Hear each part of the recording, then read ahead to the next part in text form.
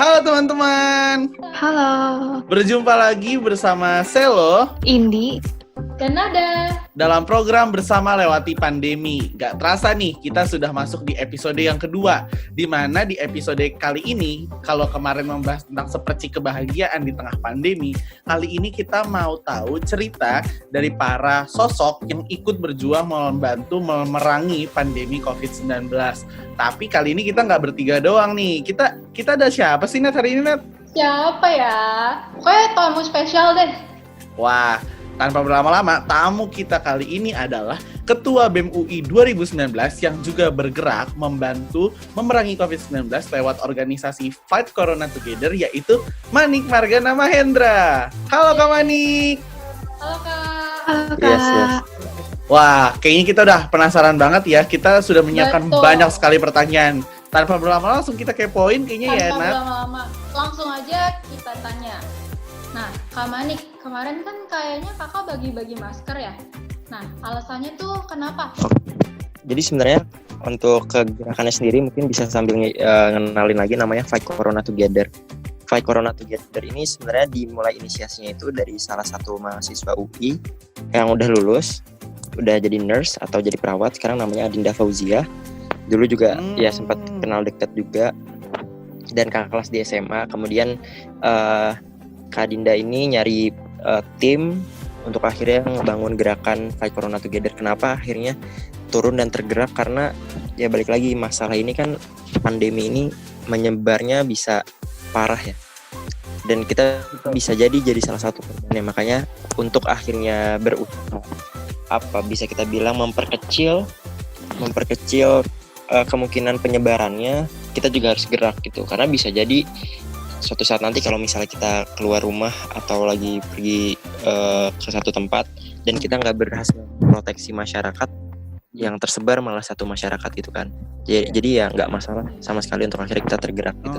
Oke, baik. Oh iya Kak Manik, kalau target donasinya tuh berapa ya dan progresnya gimana tuh Kak? Boleh dong diceritain ke kita. Oke, jadi sebenarnya targetnya itu kan sampai sekitar 140 juta ya untuk perkumpulannya. Tapi syukur alhamdulillah mungkin udah lebih dari sekitar 50 atau sekitar 50 sampai 60 juta gitu untuk yang berhasil terkumpul donasinya. Dan untuk masker sama hand sanitizer-nya sendiri itu khususnya untuk maskernya itu masih sekitar 400-an. Kenapa? Karena ternyata waktu dicari paling susah gitu dapatnya. Dan untuk hand sanitizer-nya sebenarnya udah terkumpul sekitar 1000 kurang.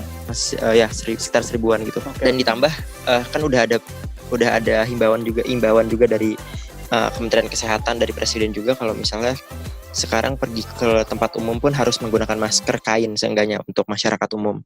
Dan masker bedah atau masker medis itu dipakai untuk tenaga medis yang langsung berkontak dengan pasien gitu. Mungkin itu jadi salah satu concern kita nanti ke depannya. Karena ternyata waktu dilihat di lapangan masih banyak banget yang harus mondar-mandir ke tempat umum, apalagi di stasiun gitu.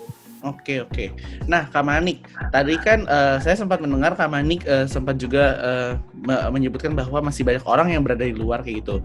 Nah, menurut Kak Manik sendiri, apa sih pentingnya bagi generasi muda gitu ya, terutama teman-teman di vokasi sendiri untuk tetap di rumah aja? Sebenarnya gerakan di rumah aja untuk teman-teman mahasiswa yang mungkin memang punya kesempatan untuk bisa tetap di dalam rumah, nggak ada kegiatan lain yang memang urgent banget untuk dilakukan, itu adalah salah satu upaya yang bisa dilakukan. Itu sangat cukup maksimal dan cukup baik kalau misalnya bisa dilakukan oleh banyak orang yang memang punya privilege untuk tetap di rumah berkegiatan apapun itu. Karena ya mungkin ini masih satu hal yang baru ya untuk masyarakat pun di dalam rumah, itu juga jadi salah satu bentuk kepedulian gitu. Tapi nih Kak, kan banyak nih yang masih kayak mau nongkrong-nongkrong, itu gimana tuh Kak tanggapannya? Ya pikirin lagi aja lah kalau misalnya mau nongkrong gitu ya. Kan bisa juga sekalian ngurangin pengeluaran sebenarnya kalau misalnya sambil nongkrong. Tapi yang lebih lagi daripada itu, ketika berangkat mungkin dalam keadaan sehat tapi pulang-pulang taunya dalam keadaan sakit, itu kan lebih repot. Benar. Ya bisa jadi ketika pulang-pulang, ini amit-amit sih ya, tapi pulang-pulang gitu habis kumpul-kumpul nongkrong-nongkrong gak jelas dalam kondisi seperti ini gitu ya, pulang ke rumah yang di rumah orang tuanya sendiri, habis itu sakit segala macam. Dan sampai kejadian sih, tapi ya tadi kalau misalnya emang mau bertaruh ya taruhannya nyawa gitu, bukan masalah kenyamanan lu aja tapi nyawa orang lain. Nah, Kak Manik, terakhir nih, apa yang Kak Manik kangenin dari masa sebelum corona? Ketemu teman-teman sih, ketemu orang-orang, interaksi langsung tuh benar-benar. Ini kalau menurut pandangan gue, kan kita sering banget sekarang kontakannya jadi online gini, beda gitu rasanya ketika bisa ketemu sama teman langsung benar-benar ketemu tatap muka gitu ya, bisa sharing tentang cerita, sharing apapun segala macam. Itu sih yang paling benar-benar ngangenin. Kalau misalnya nanti mungkin merayakan setelah ini semua selesai ya, itu kita bisa ketemu lagi sama orang-orang. Oke. Wow, itu tadi insightful banget ya. Oh, satu lagi deh Kak Manik, sebelum kita berpisah nih sama penonton dan pendengar kita semua di Bersama Lewati Pandemi ini, boleh dong Kak Manik kasih satu pesan aja untuk teman-teman kita yang Untuk teman-teman kita masih sering Yang masih bandel juga keluar-keluar ya. keluar-keluar. Kalau udah nggak peduli sama diri lu sendiri, seenggaknya peduli sama orang tua lu. Udah cukup. Makasih banyak ya Kak Manik atas waktu dan kesempatannya. Kita bertiga seneng banget nih bisa ngobrol-ngobrol banyak gini sama Kak Manik. Yoi. Betul. Yes, terima kasih banyak ya Kak Manik untuk waktunya. Wah, Terima kasih, Kak. itu dia tadi ya perbincangan kita yang begitu insightful bersama Kak Manik Margana Seru Mahendra. banget. Yes, kita jadi belajar hal-hal baru juga nggak sih tentang gimana sih ceritain di balik layar seperti itu ya. Jadi kita kayak, wow, kita dapat masukan banyak banget kayak gitu. Dan jadi teman-teman, itulah tadi kesimpulan dari diskusi singkat kita sama Kak Manik Margana Mahendra. Terutama tadi apa yang dibilang di terakhir. Kalau misalnya masih keluar rumah, tetap patuhi protokol kesehatan. Tapi kalau nggak penting-penting banget, jangan keluar rumah. Dan juga Benar, tetap ingat di rumah tuh, aja. di rumah aja kayak gitu Rumah teman-teman. aja. Jadi jangan latah gitu, teman-temannya nongkrong, ikutan nongkrong kayak gitu kan.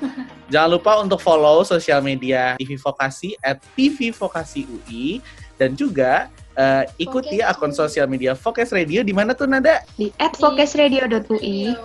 Yes, @focusradio.ui. Akhir kata, terima kasih ya sudah mau mendengarkan dan menyaksikan konten Bersama Lewati Pandemi dari kami bertiga. Semoga ini bisa menjadi masukan, dan tentunya teman-teman stay safe, stay healthy, dan di rumah aja. Dadah, sampai jumpa di kesempatan Bye. lainnya. Dadah.